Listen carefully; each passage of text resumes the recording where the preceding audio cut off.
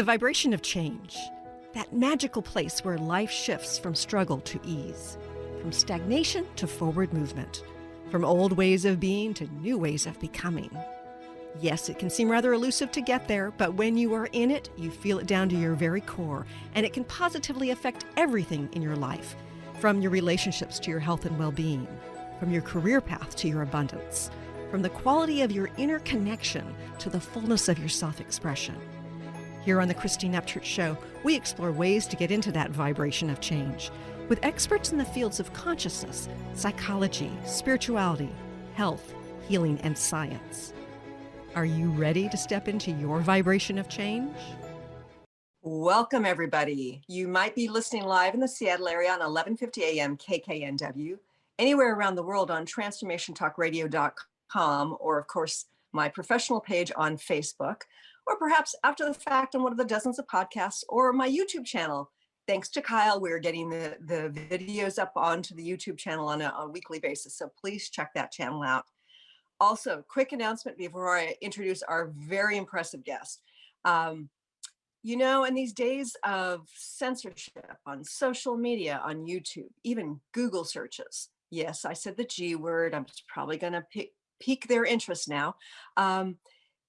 Videos are getting censored, audio recordings are getting censored. I did a really wonderful interview with Dr. Lee Merritt, and I'm not even going to say about what it is. It's relating to health. She's a Navy veteran, and she is an MD. She's been the head of of national associations, and she had some very interesting things to say. And unfortunately, although that show aired live, it was censored, and poor KKNW, they weren't allowed to stream to YouTube for a week because the facts that she was stating based on research went against the narrative. But here's the good news, guys. If you want to listen to that, you can go to the Academy of Divine Knowledge. It's a subscription-based thing. I've got other presentations there, and there's some amazing, amazing doctors and consciousness experts and people who are, teach meditation, a wide variety of things you can access censor-free, Academy of Divine Knowledge. And all you need to do is get up there, and if you decide to sign up, I think it's $33 a month, or there's a discount for 6 months. Anyway, if you want to sign up, enter my last name, Upchurch, like up and church together, and you will get a 10% discount. Anyway, enough of that. Speaking of important information that had a hard time coming out, I'm sure that our guest today is going to talk all about his experience as a whistleblower. And I think about whistleblowers these days, and I think about how important they are to our country, to our states, to our world, because oftentimes there's corporate interest that seems to try to circumvent the law, seems to try to take advantage of consumers, of taxpayers. And here's the thing, it's like, there's so much corporate interest behind things like social media and YouTube and Google. And there's so much corporate interest that backs our politicians that sometimes this information gets squelched. And our guest today is one of these impressive whistleblowers who has faced the wrath of a couple of corporations and has lived to tell the tale and has saved taxpayers a lot of money. His name is Chris Riedel. He spent the last 40 years in the healthcare industry, and more recently as one of the leading healthcare fraud fighters. He founded and served as the CEO of 5 healthcare companies: Hunter Heart and Hunter Laboratories, Maris Laboratories, Microscan, and Micromedia Systems.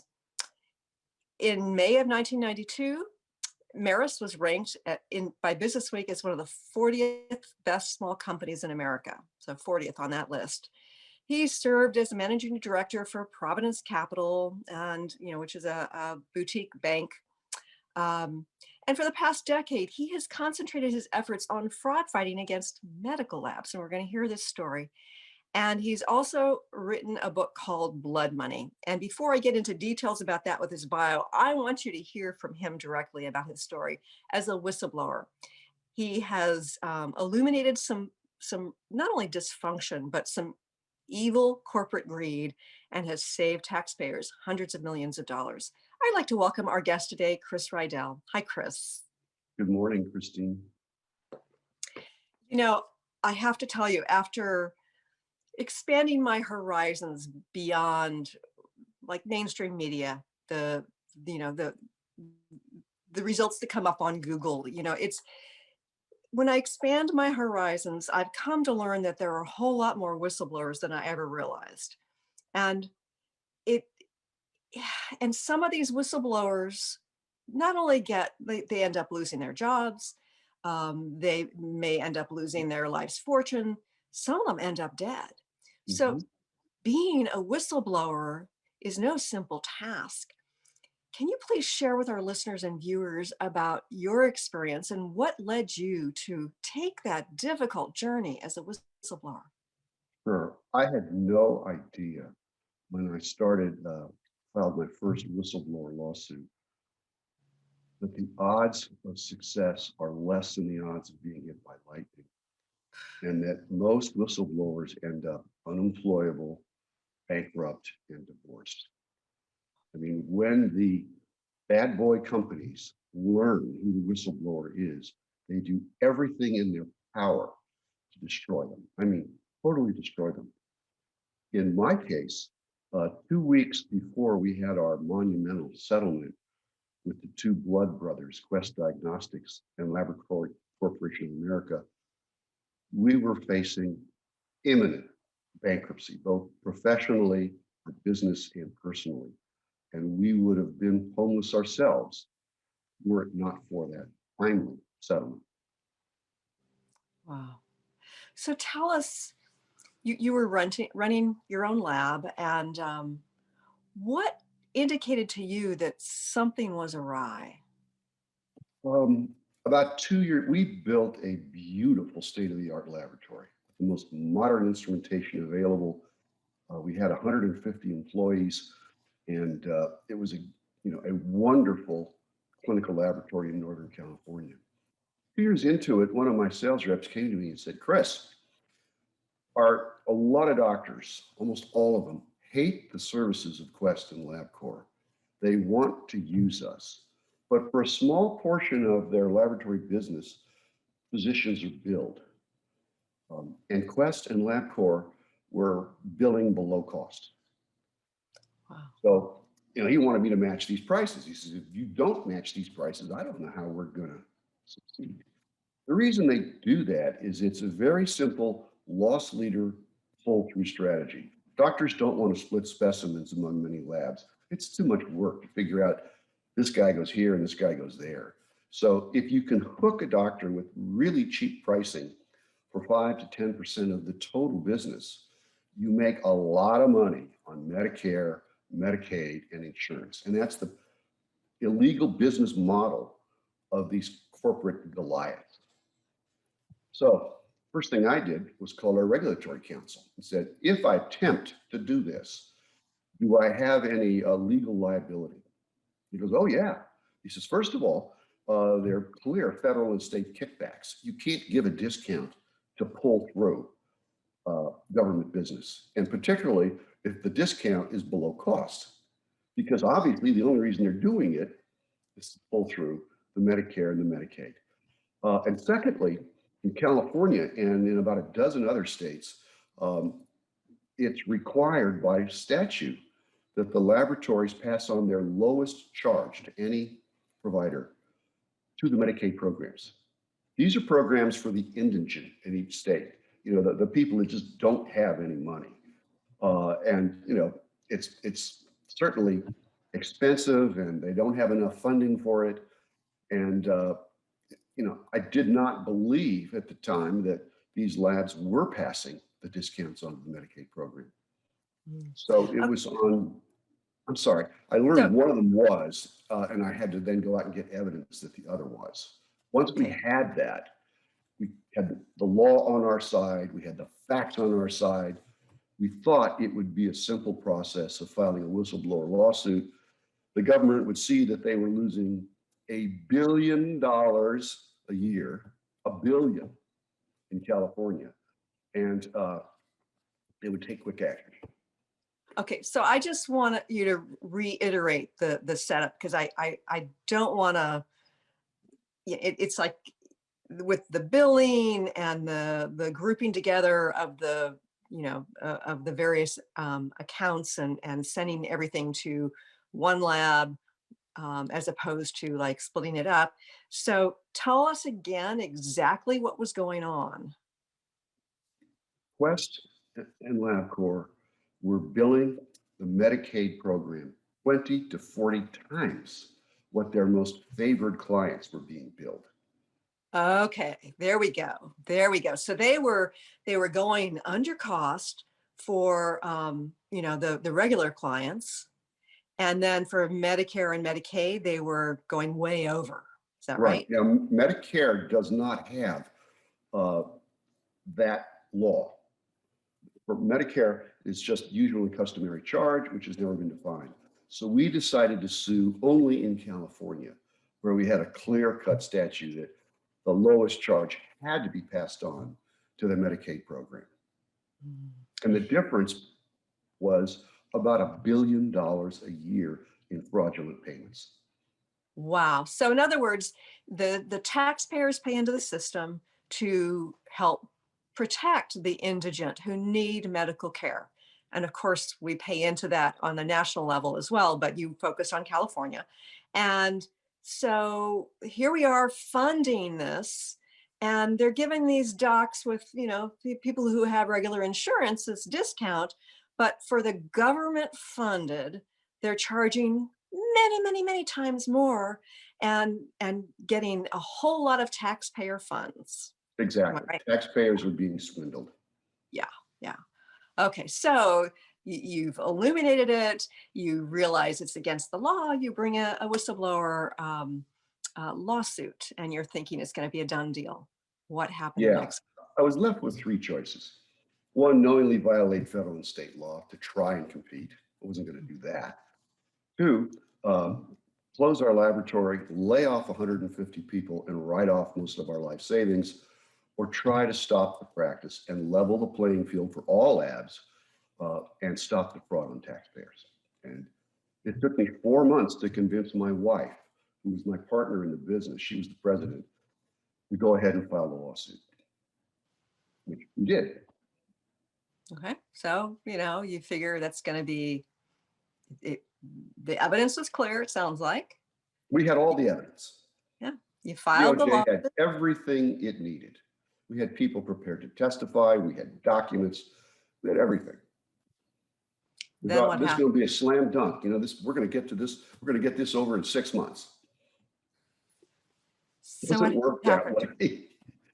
Well, so for 18 months, we sent out, DOJ sent out investigative subpoenas to get fee schedules and other documents to, prove the conspiracy. But really nothing happened. And then we got a call saying that the case was being transferred from San Diego to Sacramento, where they were transferring all of their healthcare fraud. And we got a really good assistant attorney general. And I'll never forget the first meeting we had with him. He says, guys, this is awful. I like this case. I'm going to take it up and we're going to prosecute. But here's how we're going to do it. We're going to be partners. I'm going to go out and buy an expensive computer system and program it to identify on an invoice by invoice basis for 7 years the amount of overcharge, because that's the kind of a damage claim that you can't solve. It's on a claim by claim basis. You guys are going to do all the motion work, study all the documents, do all the discovery, and we formed a true partnership. And that's the intent that Congress had in the whistleblower statute. So it worked perfectly. And 4.5 years later, fortunately, we got a trial date. And companies generally don't do much until you have a trial date and they're facing a judge and jury. And the penalties, if you're convicted, are so staggering. It's $22,000 a claim every claim. Plus, you're immediately out of all government programs. So it's a death sentence. No responsible board of directors can roll the dice and say, oh, we think we can beat this. And sure enough, as soon as we got a trial date, let's mediate this thing. Okay, so we went to mediation, and over the course of 2 days, we agreed on a settlement of almost $250 million. We're just one of the companies, Quest, in California, and then the other quickly folded their tent as well. Mm-hmm. All in all, we brought in about $300 for California taxpayers. $300? $300 million, I'm sorry. $300 million, okay. I Yeah. apologize. So did they change their practices? No. And that was one of the things that really disturbed me. They said to the assistant attorney general, look, we can't change our practices overnight. I'm going, well, why not? It's against the law. Well, we have contracts and this and that. Give us a year. So the assistant attorney general agreed. And then when the year was over, they continued doing it, and nobody at DOJ or the Department of Health Services cared to have any more involvement with it. Then they went and labored the legislature and got the law overturned, which makes no sense for taxpayers.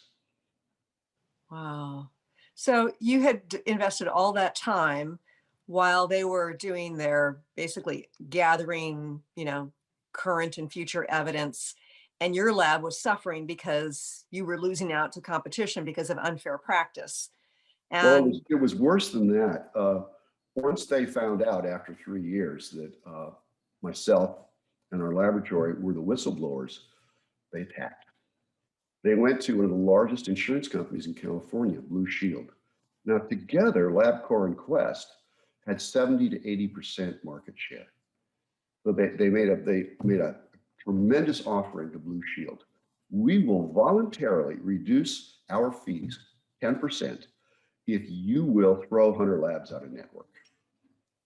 And when you lose a major insurance company, it's like a dagger to the heart. You are bleeding out because it costs patients more money and you can't possibly sell a new account. yeah. So we lost a lot of money, and that's where we ended up near bankruptcy. I wanted to keep the lab going throughout the litigation, so we kept funding it. So that practice also sounds illegal. I don't know if It we is. call I it think it is. racketeer, whatever. I think it is, and we filed an antitrust suit against Quest, LabCorp, and Blue Shield, and the judge threw it out without any discovery. He said, unless you can show me a document where they worked together, which we knew they did because people told us this, I'm going to throw it out. And he did. And how do you get a document without discovery? Wow. So what did you do next? Well, the assistant attorney general in California that we worked with, Dennis Fenwick, is a member of this national organization called NAMFUCU, National Association for Medicare Fraud.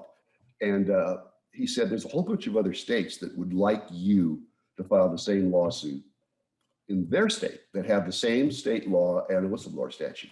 So we did. We filed in 7 other states, and we continued the fight. And then expecting we'd get the same kind of treatment. We were wrong. And in the book, Blood Money, the stories are absolutely amazing about how we were treated by these various attorney generals. It was just an amazing fight. And then Hunter went into this program of cardiovascular disease. We had a whole cardiovascular disease management program. Most people don't know it, but today, with newer tests and newer treatments, almost 99% of people don't have to get the #1 killer in the world. Isn't that amazing? That is fascinating. And so we created that program, but at the same time, a couple of other labs did, and they also committed massive frauds. They paid doctors bribes every time they ordered a specimen from them. They created these gigantic panels of tests, many of them unnecessary, and said, Doc, your patient will never get a bill. So there's no downside to you ordering these huge panels, which the government is going to pay thousands of dollars for. And how do you compete against that? Yeah. Okay, so let's go back to you working with attorneys general in various states. Now, first of all, the attorney general in a state, of course, and the federal government too, is supposed to be looking out for citizens' interests, looking out for the laws of the land, right? Yes. So, can you share with us a little bit about the sorts of odd experiences you had with some of these attorneys? Uh, sure. Uh, one of the interesting ones, and there are several, is in the state of Michigan.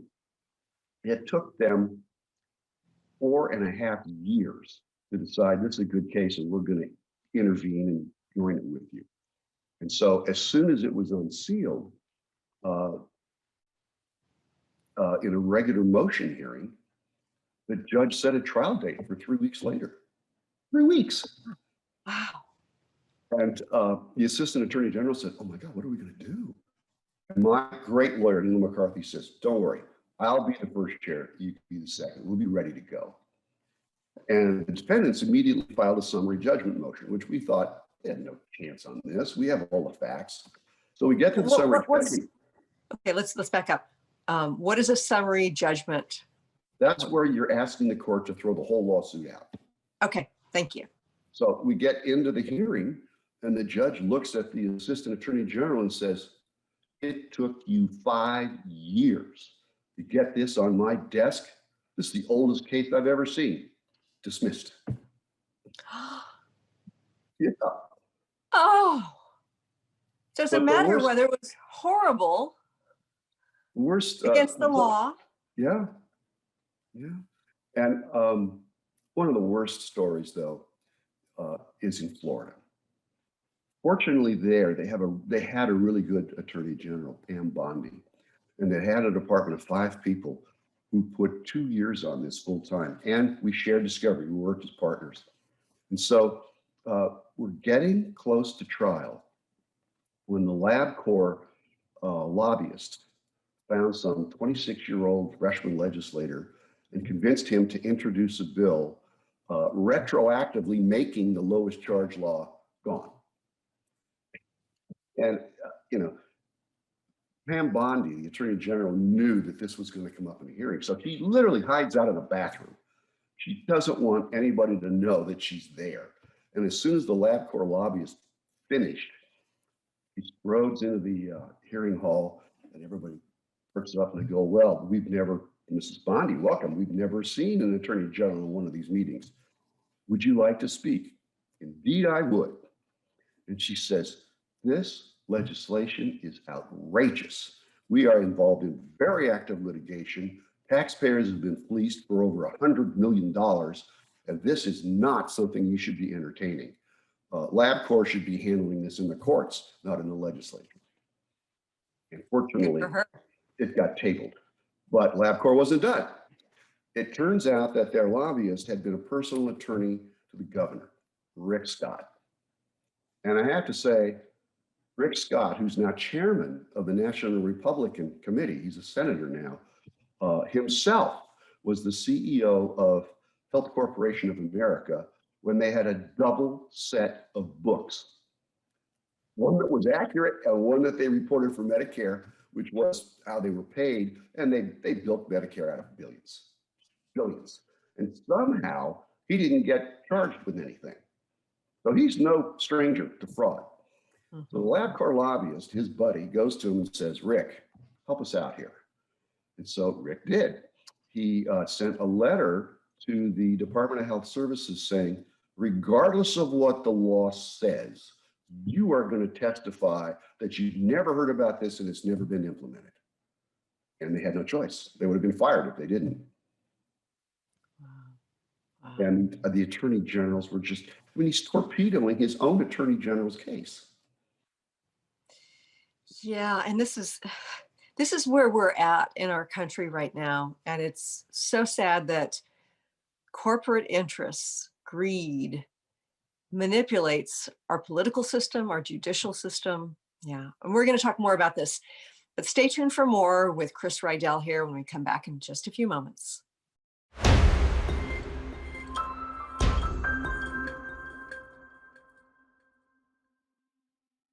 Welcome back to the Christine Upchurch Show here on KKNW AM 1150 in the Seattle area, Transformation Talk Radio around the world, and of course, Facebook Live.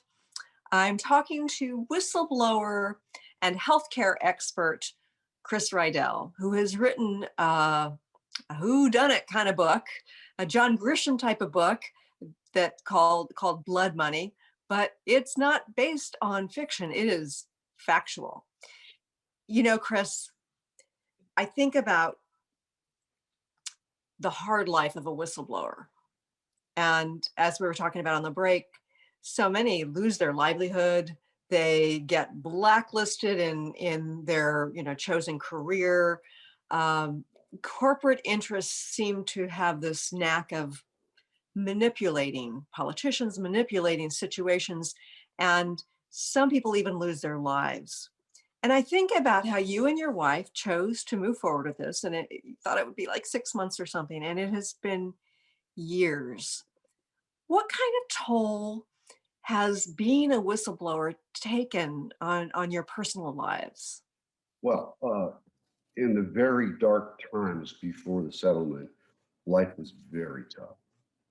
And I was a basket case. Fortunately, my wife had the strength to manage the finances where you're trying to rob Peter to pay Paul to keep the doors open. I couldn't do it. It was very, very difficult. Now, we fortunately came through it, and life is good again, and has been good since we had that first settlement. Hmm. So you But said earlier, let me just add, I attended a conference of the top, I think it was 10 whistleblowers over the last 2 decades. And of these 10 people, all who got very large awards from the government, 2 of them would give it all back if they could just have their jobs back. They were in tears wow, because they're unemployable now. They don't have to work, but it was a big part of their lives. yeah, and that's the thing that it seems to me that they go after you financially, one way or another. Um, they go after your not only your livelihood, but your chosen career that you've invested so much into that you care about. Um, and they go after your reputation, not just in terms of your career, but ridiculing whistleblowers Mhm. on social media. And, I have seen situations where there have been whistleblowers who have gotten death threats on Twitter. They've been maligned because the perspective that's being presented in the news, in mainstream media, and on social media isn't truth, but it's just the slant that the corporate interests or the political interests wants to make in order to make somebody look bad. That's a huge toll to take for speaking truth and trying Yeah. to do what's right. I mean, I'll tell you one story. A whistleblower in Southern California um, was unemployable. His young family was living on ramen noodles. And they came home one day and their pet dog was nailed to their front door. And in the dog's blood was written, "Stop." Oh, horrible. And and that was somebody probably hired, who knows, but Oh, oh, sure. Yeah. They're going to hire people to go out and do this.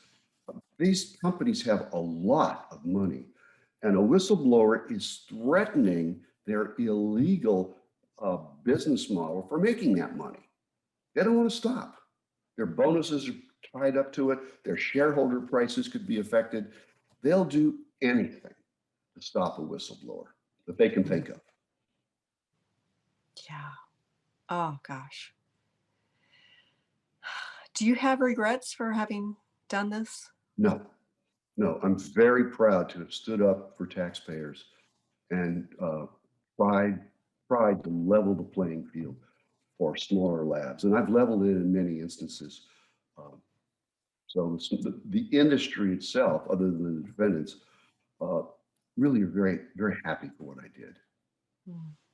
And I think about the smaller businesses and, over the last year and a half, what's happened to so many small businesses, but, in particular with these labs, you think about good people, highly educated people who know their stuff, who may be very innovative, doing new things, who aren't allowed just by the nature of the game to move forward in the way that capitalism is designed to work, right? That Mhm. natural competition to bring your best gift forward, whether it's a service or some sort of product, and it's incredibly broken. So what can we do? Well, there's a couple things.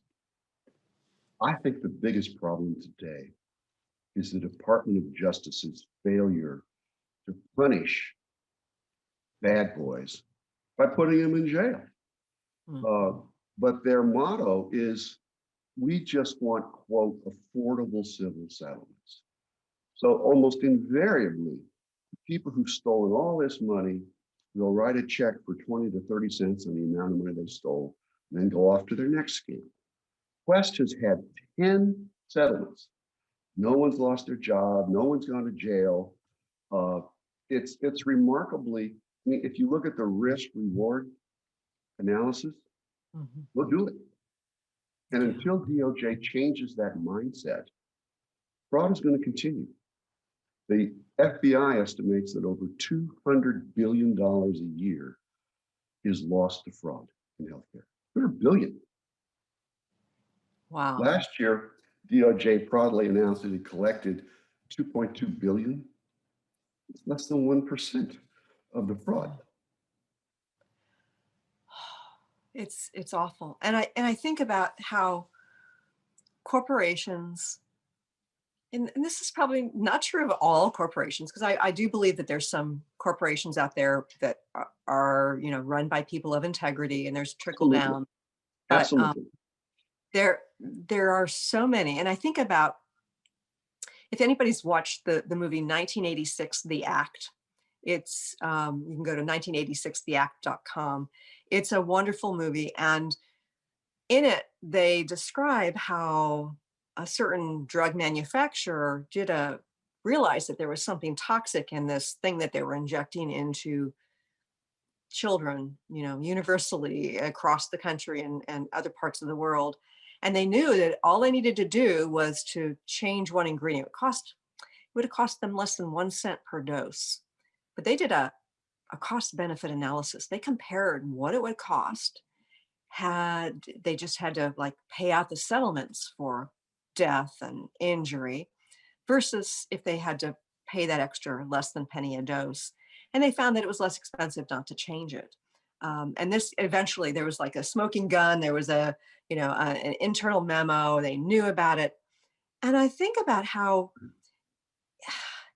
if corporate greed is the motivator for our marketplace, that there's something very broken with the system. It's like you can have all sorts of laws. Clearly, you've been talking about how there are laws, and sometimes people can have to pay, according to the law, but it still benefits them more to be breaking the law. Um, it seems like there's got to be some better solution to create some kind of integrity within the corporate world. Well, one of my suggestions for how you fix this is that if a company signs a settlement agreement and ends up paying some money, um, that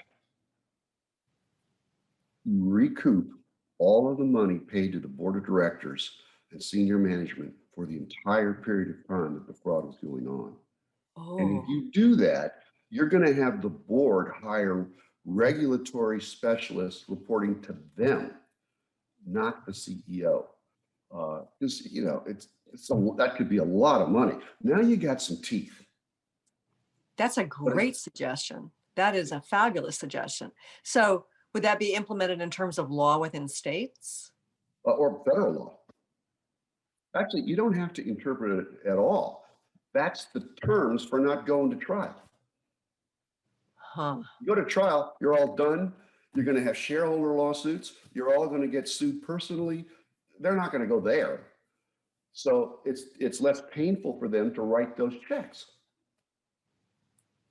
And you don't need a law for that. Right. So what are some of the whistleblower laws and how could we improve upon those so that people don't suffer the way they're suffering when they become whistleblowers? Um, the whistleblower statute, as I mentioned, is designed to be a public-private partnership, working hand in glove.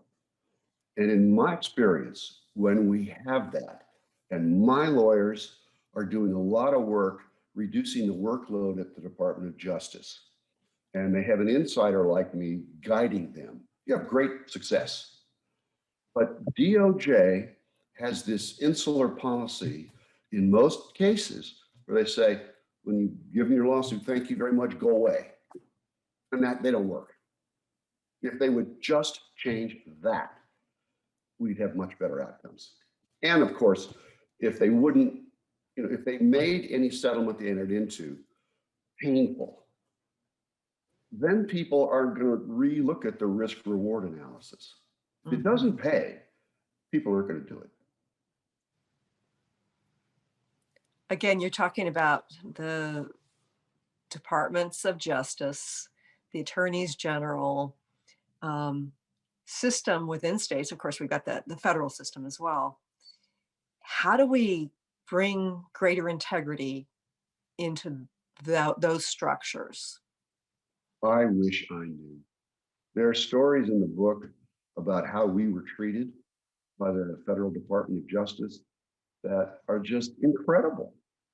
I Give us wish an he was the example. bad guy. Give us an example of that. Here's one. I ended up suing 5 of these cardiovascular companies that all had the same business model. They bribed doctors with cash payments for specimens. They put them on advisory boards and paid them a lot of money, whether they did any advising or not. They never billed patients. Well, that's clearly insurance fraud. Right.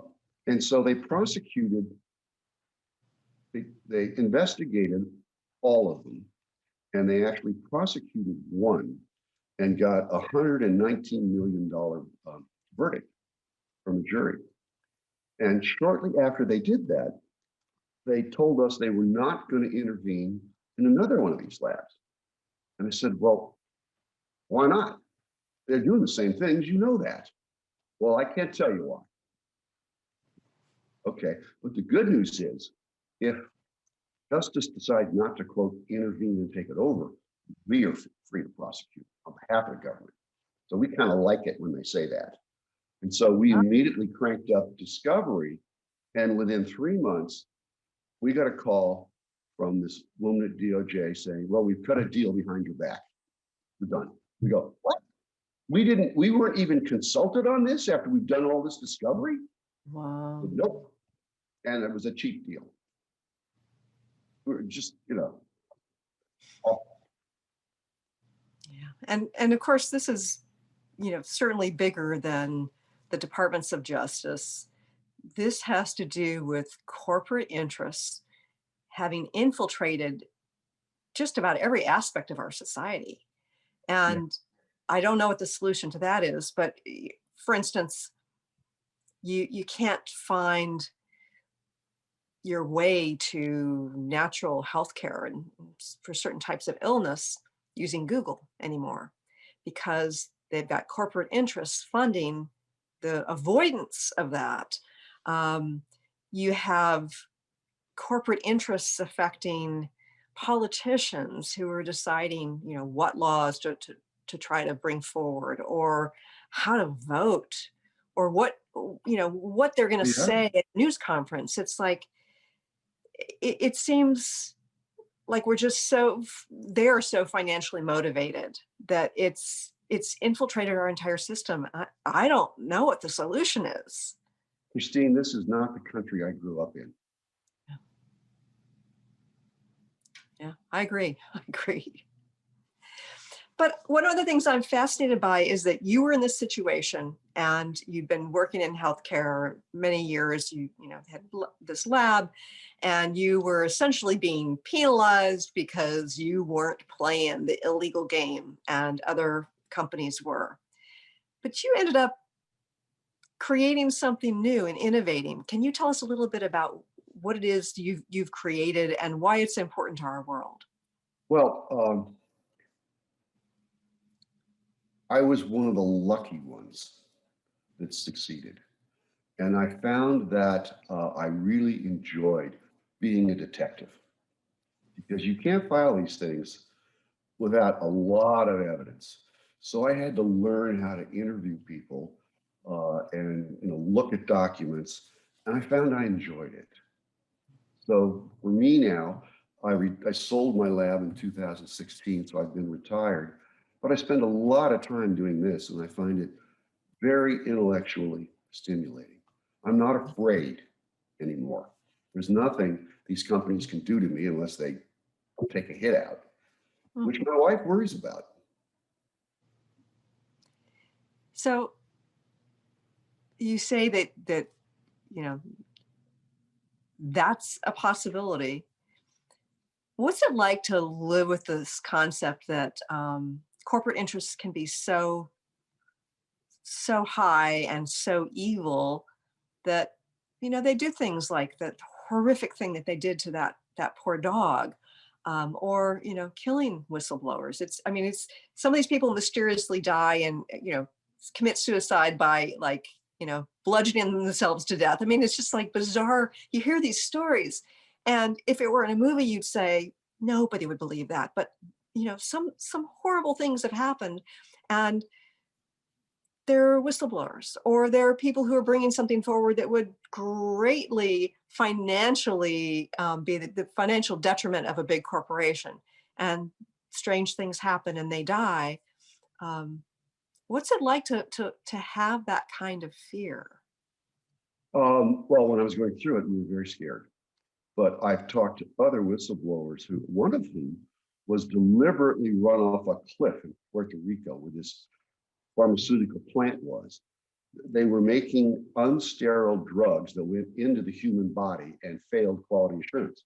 This is Smith Kline, a big drug company. They tried to kill her. So when she woke up in a hospital, she immediately somehow got to the United States. She said she didn't think they would have done that in the United States. But the worst of all is the bravest whistleblower I know. He was an Indian, and he had been educated in the United States, and he went to India where all of our generic drugs are made, all of them. We no longer have a generic drug industry. And the Indian culture is one of dishonesty. They wouldn't keep quality control records, if they even did quality control. The State Department agreed with the India State Department that FDA couldn't go into any manufacturing facility without a 30-day notice. And during that time, they created all these fictitious records. And there was one instance where they had a drug that failed, and it was unsterile. And this guy was saying he was the quality assurance manager. We have to discard this. And they go, no, no, no, no, no. Let's just sell it to Africa. So what if a bunch of Africans die?